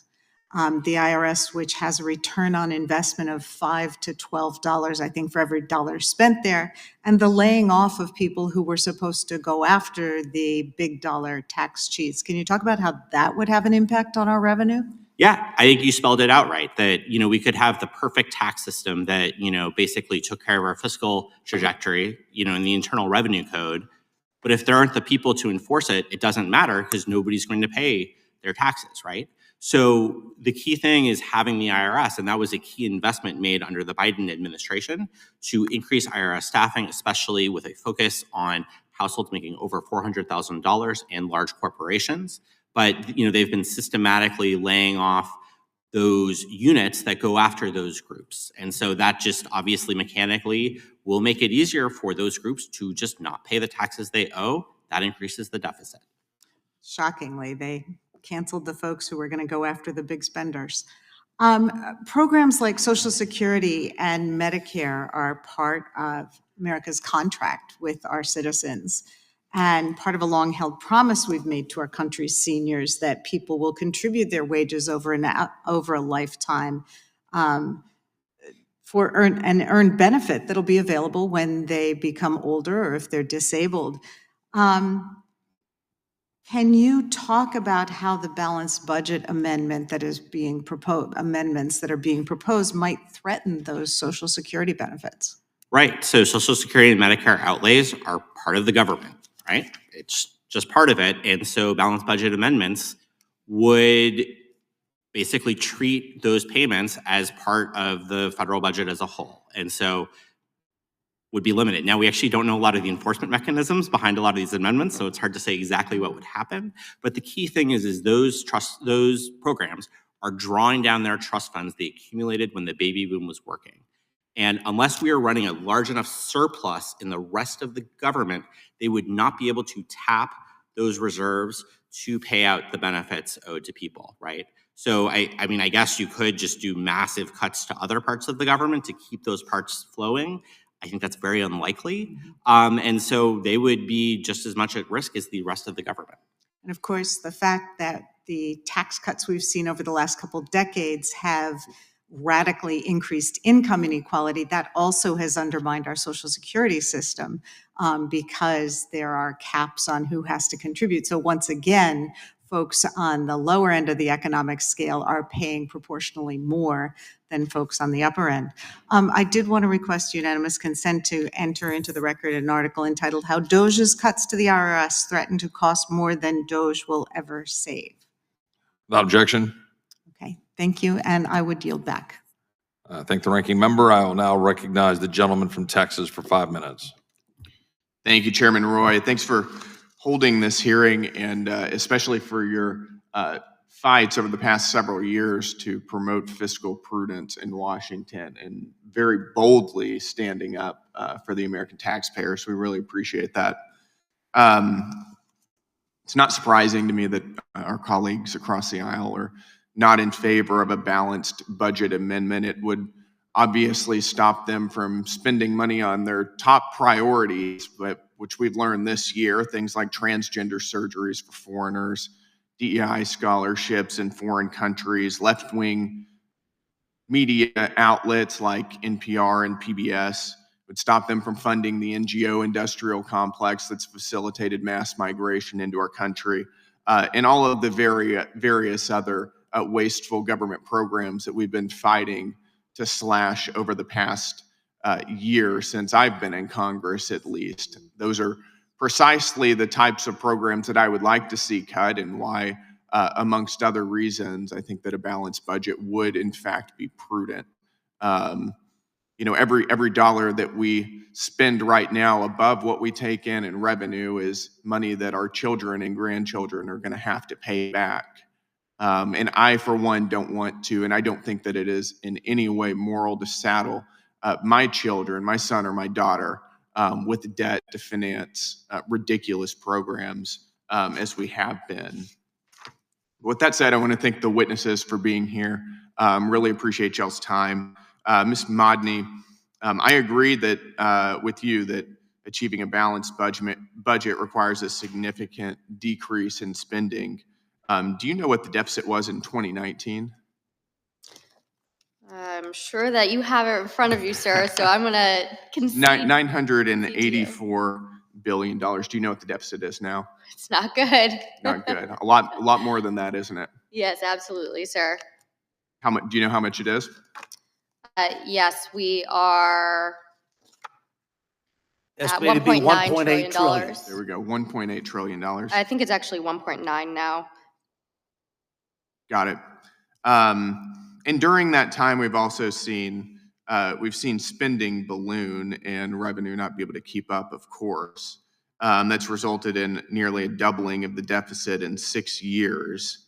One of the things that we worked on as part of the tax package that we passed earlier this year was reducing wasteful spending. We cut spending by $1.5 trillion, the biggest mandatory spending reduction in our country's history. Would love to hear your thoughts on the work that we did as part of that spending reduction. What portions of that do you think were the most beneficial? It's a little difficult for me to choose just one piece of it that was the most beneficial, but I do think that there were some significant wins. As we mentioned, we prevented a tax hike on the American people and specifically working families, so I would be remiss not to mention that. But in terms of your question on cuts, we eliminated $1.5 trillion in federal spending. That's going to reduce inflation significantly. One of the pieces of the One Big Beautiful Bill Act that I am most in favor of is that we really started refocusing Medicaid on the vulnerable populations. And that included reforms that reduced the ability of Medicaid dollars, federal dollars from taxpayers, of course it's the taxpayers' money, not the government's, from going toward illegal immigrants. We also ensured that those who can work must work in order to access Medicaid dollars. That's really important, not just in terms of our fiscal health as a nation, but because these programs were designed as safety net programs for the most vulnerable, and this helps refocus them. Yep. And there's been some talk, and we've discussed possibly doing a second reconciliation bill. What are a few policy ideas that you think we should particularly focus on if we do go in that direction? I'll stick with the Medicaid theme for a little while, sir. One thing that we could do is lower or eliminate the federal match assistance percentage floor. Right now, there's a statutory floor of 50%. We could reduce that so that states who, under the formula, would receive less from the federal government that could save us $400 billion. We could also repeal the Medicaid FMAP increase to the states that initially declined expansion. That would save us over $13 billion. Another option would be reducing the enhanced FMAP match for expansion populations that was from the Affordable Care Act. This, of course, is what gives the able-bodied working age adults $9 for every $1 for the traditional population. If we did that, it would save $700 billion. Thank you, Ms. Modney. I thank the gentleman from Texas, and I'll now recognize the gentlelady from Wyoming for 5 minutes. Well, thank you. And first of all, I would like to correct one of the statements made by our colleague on the other side about who actually pays the income taxes in this country. The top 10% of earners bore responsibility for 76% of all income taxes paid, and the top 25% paid 89% of all income taxes. Altogether, the top 50% of filers earned 90% of all income and were responsible for 98% of all income taxes paid in 2021. It's very clear that the people who earn the majority of the money are also the ones that are responsible for paying the income taxes in this country. The fiscal year 2025 national debt currently stands at around $1.78 trillion. That's what I was looking at just this morning. And the national debt is at $38 trillion and counting. In 2010, when I first started really kind of ringing the bell about the debt and deficit, the debt was $10 trillion. So we've added another 28, almost $30 trillion just in the last 15 years. The U.S. now spends 13% of its budget on interest on the national debt and more than current annual spending on Medicare or the national defense. Mr. Walker, understanding that the successful adoption of a balanced budget amendment to the Constitution would inevitably help rein in future annual spending, factoring in our existing deficit and debt, I believe merits some additional attention. With our deficit just shy of the $2 trillion, how would the implementation of a balanced budget amendment need to approach this growing figure? What would we do with that growing figure with the deficit? Well, first, I believe that the debt to GDP is too high right now in order to promote future economic growth, individual opportunity, et cetera. And so I think you need to do two things. One, you need to limit how much debt as a percentage of the economy the country can take on absent limited and extraordinary circumstances, a credit card limit, all right? And then secondly, let's set a target for a lower debt to GDP that we want to get to in 10 to 15 years and have mechanisms that can get us there, if you will. The American people know that we have a problem here. Mm-hmm. They support that approach that I just articulated. And in addition to that, they recognize the problem is both spending and revenue. And when you look at it, you have to look at it as a percentage of GDP. What percentage of spending to GDP, what percentage of revenue? And the American people support a 3-to-1 ratio. 3 parts projected spending reduction to 1 part revenue increase, but they believe that both are necessary. Okay.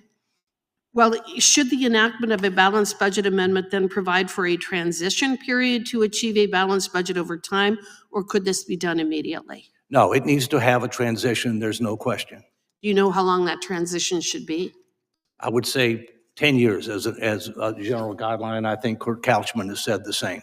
So you also talked about exceptions. The COVID-19 so-called public health emergency was initiated by HHS in January 2020. It was renewed 12 times and it finally expired in May of 2023.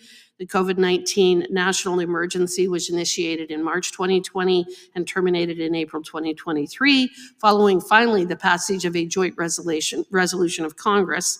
And according to the Treasury Department, from fiscal year 2019 to 2021, federal spending increased by about 50% in response to the COVID-19 pandemic. I believe that the Democrats spent over $5 trillion while Joe Biden was in the White House addressing some of this. According to usaspending.gov, approximately $4.7 trillion in total budgetary resources was spent in response to COVID-19. Another point for contention for a balanced budget amendment is obviously the concept of exceptions, such as spending for in times of war, national security, natural disasters, and other emergencies. Mr. Couchman, one of my concerns is how those exceptions will be defined and implemented. Do you see that there could be potential abuses, both by Congress as well as the White House, by declaring national emergencies to circumvent any kind of budget constraints that we may adopt with a balanced budget amendment? Eternal vigilance is the price of liberty. And so Congress can't be content to simply pass a BBA and assume that it will fix all the problems. I once believed that. I was naive and young. And I now believe there has to be a robust suite of statutory mechanisms to help Congress exercise its legislative powers in order to check and balance itself, but also the White House, and in some cases, perhaps the judiciary. One other quick note about balanced budget amendment design. It is critical to avoid annual balance because tying your revenue and spending together so closely when revenue is so volatile will create all kinds of problems. In fact, the way that Mr. Duke described, but there are other BBAs that don't have that problem and also don't rely on defining spending as outlays, which is when money leaves the federal government. If you define it in a general term, you can, through implementing legislation, avoid all the problems that Mr. Duke talked about with respect to business cycles and automatic stabilizers. And have you identified those and written them down? Yes, ma'am. And they have a big piece of that has been introduced as legislation by Representative Tom Emmer and then Senator Mike Braun. Thank you. I yield back. Thank the gentlelady from Wyoming. I will now recognize the gentlelady from California for 5 minutes. Thank you, Mr. Chair.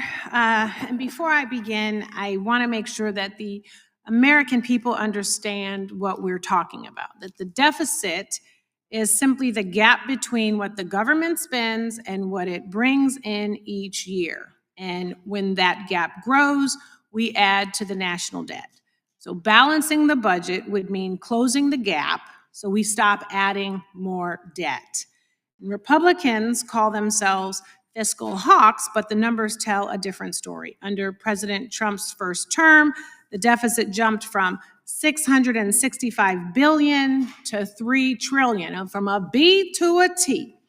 And he's already added another $2 trillion this term. Republicans added $155 billion to the national debt in a single week. The national debt is now $38.336 trillion, driven by GOP tax cuts that will cost $3.4 trillion through 2034 and nearly $5 trillion if extended. And now we spend more than $1 trillion a year just on interest. So that is the real fiscal landscape that we are dealing with. And anyone who's managing their house budget would fall over backwards if somebody was like, well, this is what you can't do, you have to cut, but this is what we are continuing to do. Spend like it's water out of a tap. So, Mr. Duke, nonpartisan analysis shows that the Bush and Trump tax cuts are the primary drivers of long-term debt. They will cost $3.4 trillion through 2034 and nearly $5 trillion if extended. So how central are these tax cuts to the debt trajectory we are on right now? Right. So basically, the debt would not be growing anymore if we reversed those tax cuts or if they hadn't happened. So one analysis by a former colleague of mine calculated that of the increase in the debt to GDP ratio since in the 21st century, over half is attributable to the Bush and Trump tax cuts. Over half. The rest is, emergency spending like COVID and things like that. But over half is attributable to those two policy choices. Okay. So, Mr. Duke, while Republicans demand cuts to food assistance and health care and child care and housing support, President Trump and his officials have spent $300 million on a White House ballroom, more than $220 million on golf travel, up to $45 million on a birthday military parade, $473 million on National Guard deployments.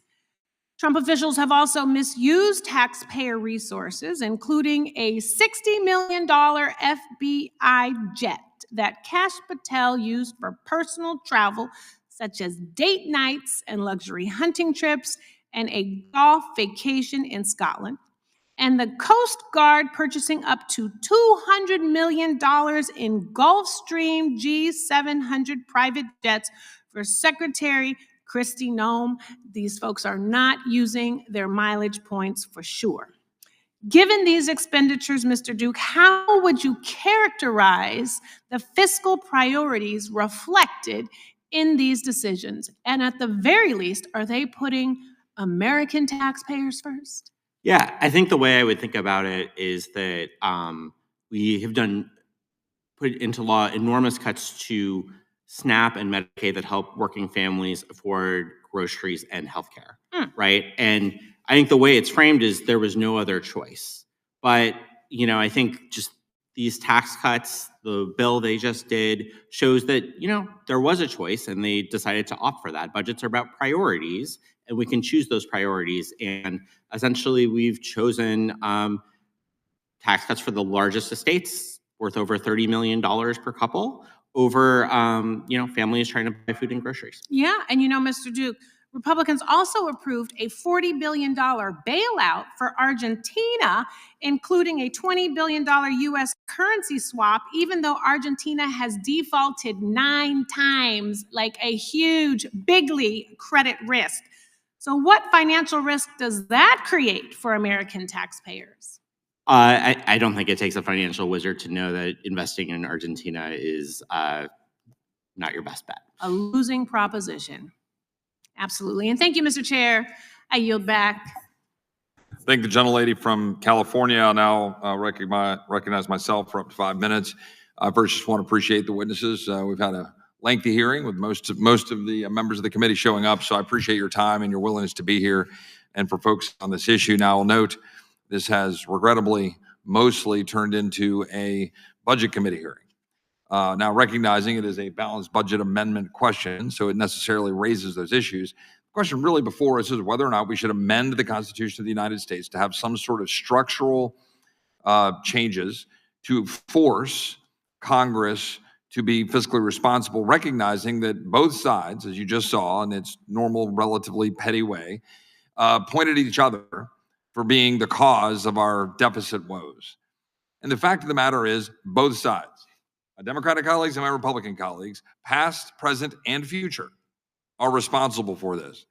I think some reporting was done that when Mr. Musk came to visit the Republican delegation in December a year ago, almost to the date, probably this week, I'm guessing, if somebody Googles it, that Mr. Musk was talking about DOGE and talking about the savings, and many Republican colleagues went to the microphone and lauded the prospects of cuts and spending restraint.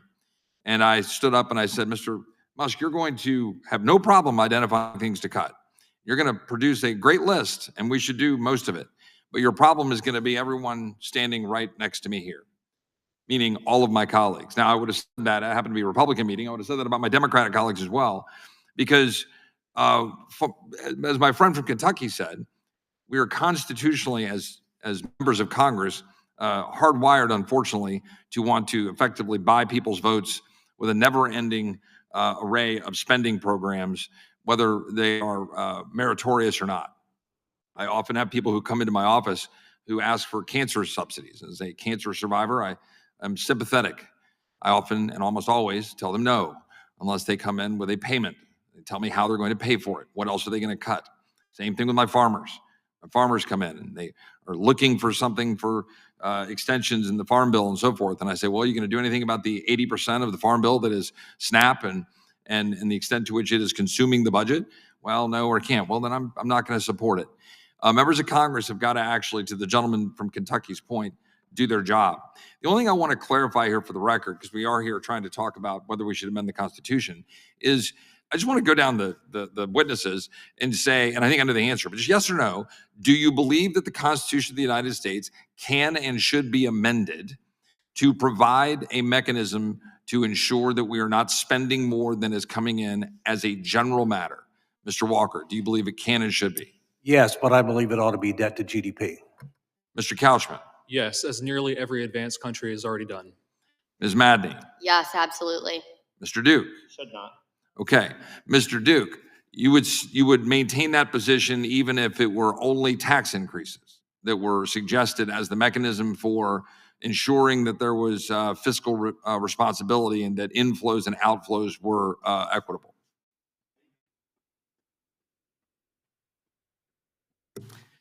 That's the job of Congress to do. I'm a 49ers fan. I wouldn't approve of a law that said 49ers win the Super Bowl each year. So, I mean, I at least appreciate the consistency that you're saying that it shouldn't be put in place even for tax increases as opposed to spending restraint.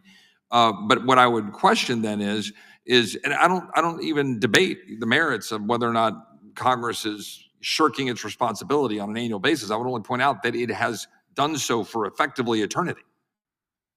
And so the question here is, on behalf of the American people, what do we do about it? Because as Mr. Massey said, it's like, well, elect better people. Well, we never have. We elect 435 people to members of Congress who do the same thing every Congress, which is spend more money than we take in revenues. So I think my question is, I mean, again, do you not believe that there should be some mechanism, something in place? Perhaps, for example, if you can't amend the Constitution, we don't think we should do that, then should we have statutory restraints that say that members of Congress should not get paid? Or members of Congress shouldn't be able to hold chairmanships if they vote for budgets that are out of balance? Or that members of Congress in the NRCC or the DCCC can't raise money with all of their special perks and benefits to raise money for incumbent members of Congress who are crapping all over the American people by mortgaging their children's future? Is there anything that we can or should do as Congress to restrain Congress from racking up deficits? I think Congress has to want it. I think your colleague, Mr. Massey, laid it out, that it's on the members of Congress to do it.